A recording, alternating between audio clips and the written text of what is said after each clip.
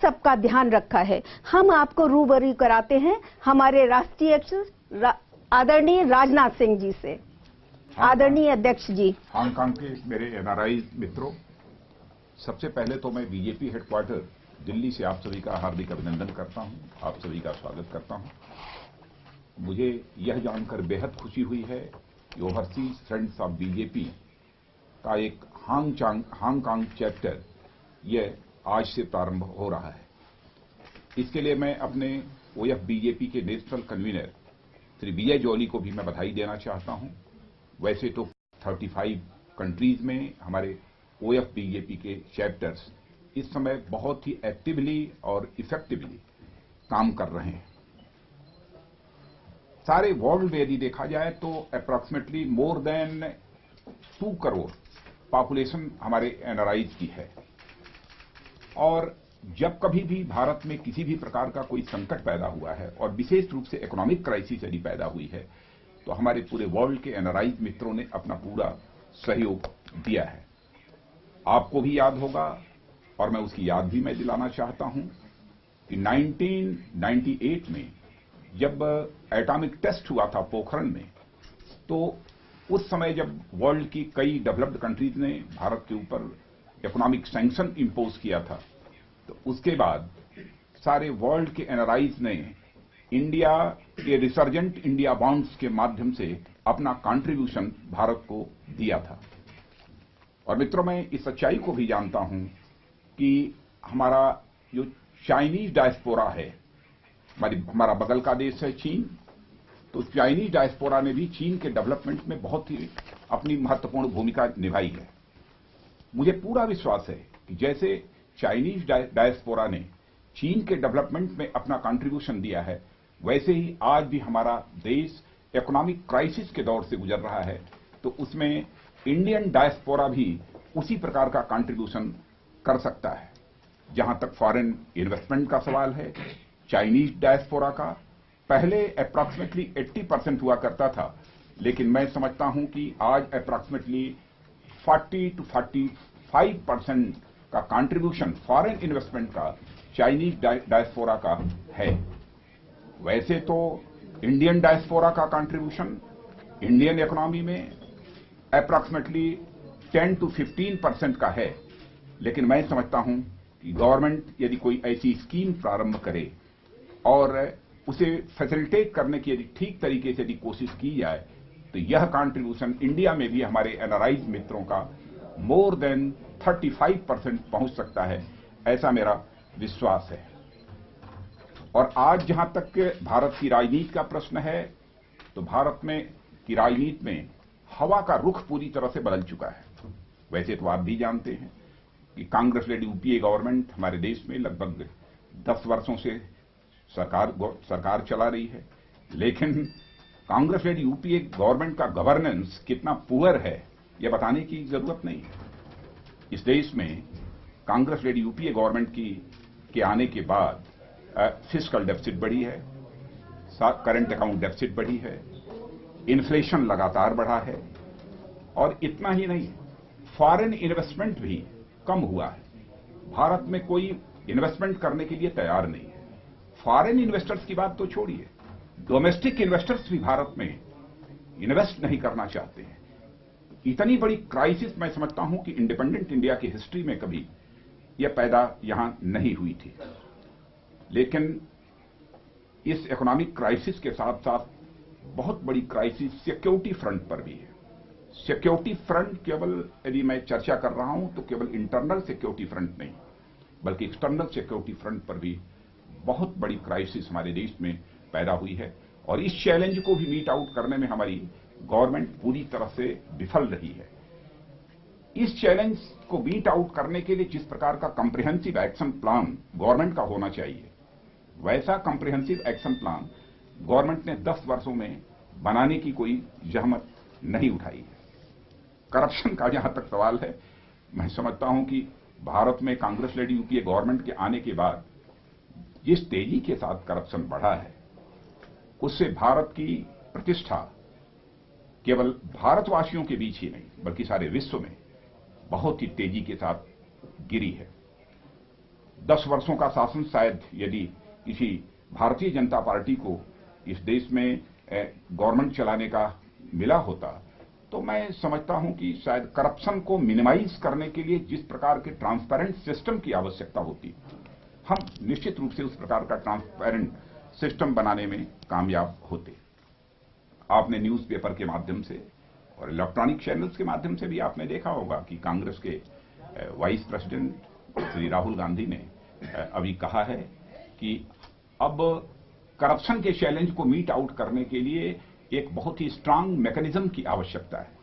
यानी 10 वर्षों तक के इस गवर्नमेंट को इस बात की चिंता नहीं थी कि करप्शन को मिनिमाइज करने के लिए अथवा करप्शन के चैलेंज को मीट आउट करने के लिए एक स्ट्रांग मैकेनिज्म होना चाहिए।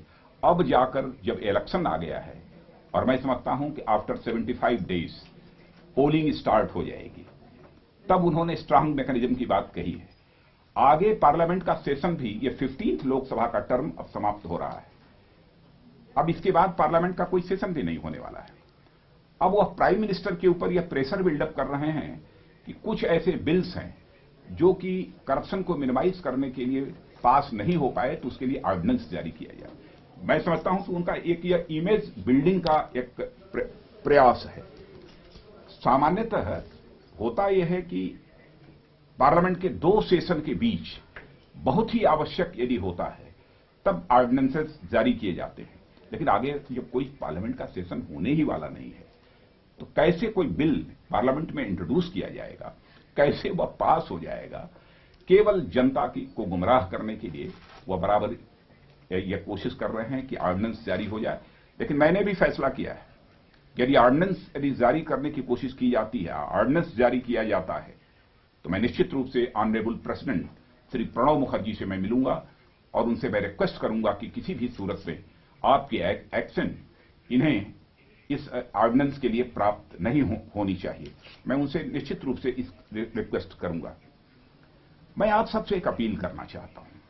आप जानते हैं 15 अगस्त 1947 के पहले फ्रीडम मूवमेंट इस देशवासियों, ये भारत के रहने वाले लोगों ने लड़ा है और 15 अगस्त 1947 को हमको फ्रीडम हासिल हुई है। लेकिन हालात इस इंडिपेंडेंट इंडिया में जैसे रहे हैं, मैं कह सकता हूं कि 15 अगस्त 1947 को हमको पॉलिटिकल फ्रीडम तो मिल गई है लेकिन इकोनॉमिक फ्रीडम अभी नहीं मिल पाई है। तो मैं यह मानता हूं कि यह हम भारत को पॉलिटिकल फ्रीडम के साथ साथ इकोनॉमिक फ्रीडम और कल्चरल फ्रीडम, यह दोनों दिलाने के लिए हमें एक प्रकार पुनः 2014 के इलेक्शन को इस रूप में स्वीकार करना चाहिए ताकि हमारा यह एक दूसरा फ्रीडम मूवमेंट यहां पर प्रारंभ हो और कांग्रेस यूपीए गवर्नमेंट की यह सरकार यहां से जाए और भारतीय जनता पार्टी की गवर्नमेंट आए। मैं जानता हूं आप सबके बारे में, आप केवल ओपिनियन मेकर की ही भूमिका नहीं निभा सकते हैं, बल्कि आप भारत में एक राजनीतिक परिवर्तन लाने में भी एक बहुत ही महत्वपूर्ण भूमिका निभा सकते हैं। जिस क्षेत्र के भी आप रहने वाले हैं उस क्षेत्र में आपका कितना बड़ा महत्व होता है इसे मैं जानता हूं, क्योंकि मैं गांव का रहने वाला हूं, किसी बड़े शहर का मैं रहने वाला नहीं हूं, मैं सामान्य परिवार का हूं। यदि कोई फॉरेन से यदि कोई व्यक्ति यदि गांव में अथवा किसी शहर में कस्बे में यदि भारत में आता है तो वह जो कुछ भी बोलता है उसकी एक बहुत बड़ी अहमियत होती है। तो एक ओपिनियन मेकर के रूप में भी आप बहुत ही महत्वपूर्ण भूमिका निभा सकते हैं। जहां तक भारत के इकोनॉमिक डेवलपमेंट का प्रश्न है, वैसे हम इकोनॉमिक डेवलपमेंट को ही अपना विशेष मुद्दा बनाने वाले हैं इस चुनाव में। हमने इस बार फैसला किया है कि हम कोई न कोई एक विजन डॉक्यूमेंट तैयार करेंगे और उस विजन डॉक्यूमेंट को लेकर जनता के बीच जाएंगे।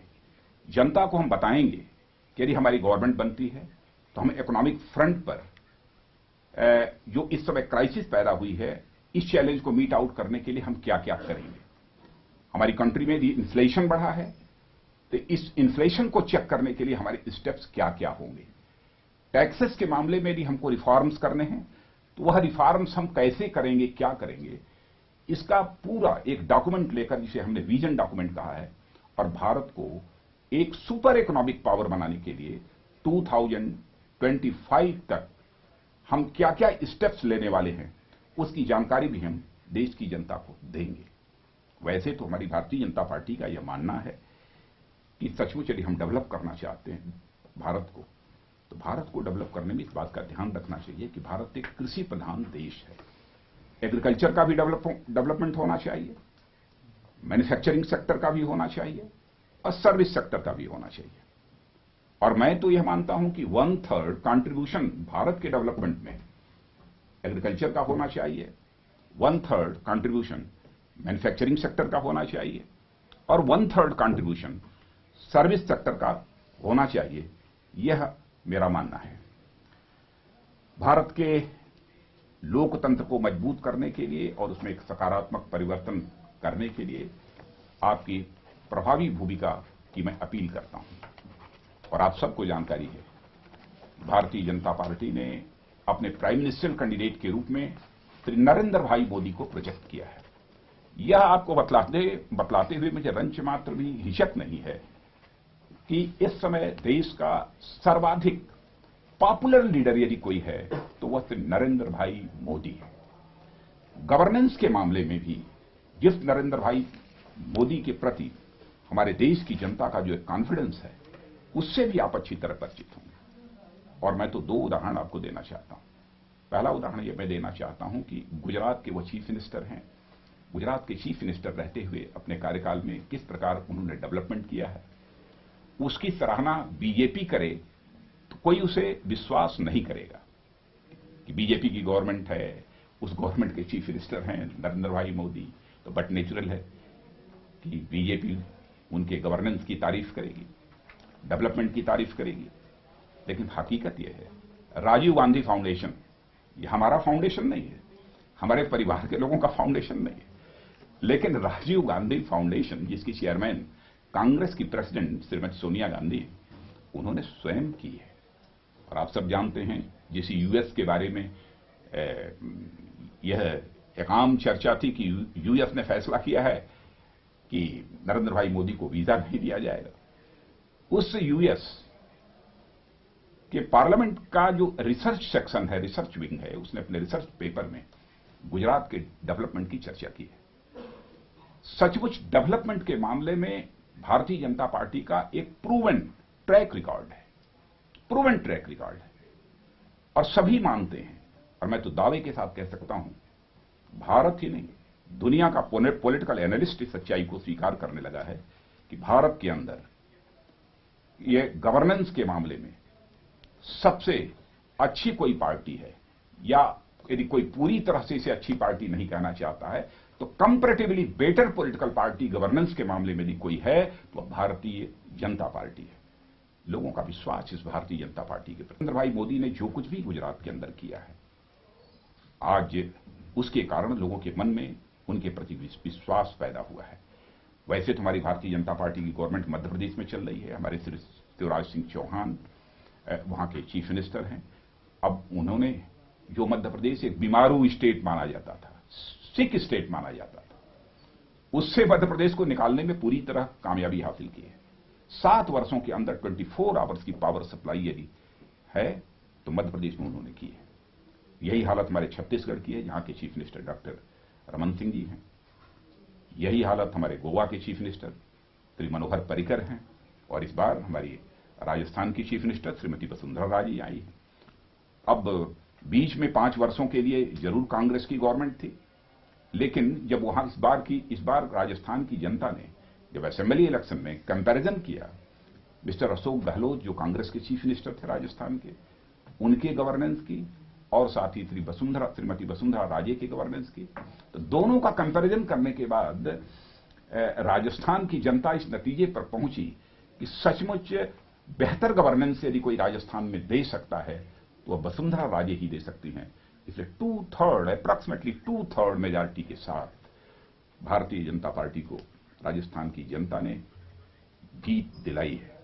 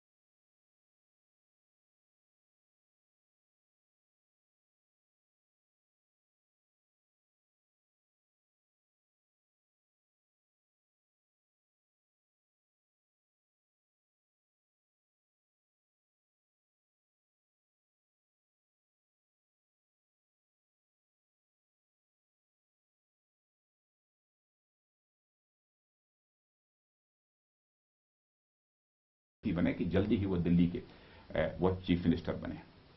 मैं बधाई देना चाहता हूं हमारे हांगकांग चैप्टर के कन्वीनर मिस्टर सोहन गोयनका को भी। और सोहन गोयनका जी, आपके ऊपर बहुत बड़ी जिम्मेदारी है और मैं समझता हूं कि एक नए चैप्टर का यदि हांगकांग में प्रारंभ हो रहा है तो उससे हमारी जो नेबरिंग कंट्रीज हैं, मकाऊ है, इंडोनेशिया है, थाईलैंड है और ये ब्रुनाई है, इन सब सारे देश के रहने वाले भी हमारे जो एनआरआईज हैं उनको भी निश्चित रूप से एक प्रोत्साहन मिलेगा और आपकी एक्टिविटीज ऐसी होंगी जो कि आपकी एक्टिविटीज निश्चित रूप से उनको इंस्पायर करने वाली होंगी। तो सोहन गोयनका जी, आपको सफलता हासिल हो, इसलिए मैं आपको अपनी शुभकामनाएं देता हूं। और साथ ही मैं वहां के vice president mister Vinod Dhariwal, mister Ashok Mudra, doctor Manoj Kumar Motwani और वहां के organising secretaries mister Ashutosh Bhargava और एडवाइजर राजेश भीमसारिया जी और मिस्टर विजय नाहटा सहित जितने भी वहां पर हमारे सब सारे सहयोगी हैं, सबको मैं अपनी हार्दिक शुभकामनाएं देता हूं। और इस सहयोग के लिए केपी दासवानी जी और विनोद भीमसारिया जी, रमेश सावरकिया जी व जुल्लू घेवरिया जी आदि टीम के सभी सदस्यों को मैं अपनी तरफ से हार्दिक शुभकामनाएं देता हूं। और मैं ईश्वर से यह प्रार्थना करता हूं, क्योंकि ईश्वर पर मेरा पूरा यकीन रहता है और यह कहने में मुझे संकोच भी नहीं कभी लगता है कि आप सबके अंदर वह शक्ति दे, आप सबके अंदर वह सामर्थ्य दे, आपके अंदर वह क्षमता दे, ताकि भारत को विश्व की आर्थिक महाशक्ति जिसे कहा जाता सुपर इकोनॉमिक पावर बनाने में आप अपना मैक्सिमम कंट्रीब्यूशन भारत को दे सकें। इन्हीं शब्दों के साथ आप सबको मैं धन्यवाद देता हूं। नमस्कार। जय हिंद, जय भारत।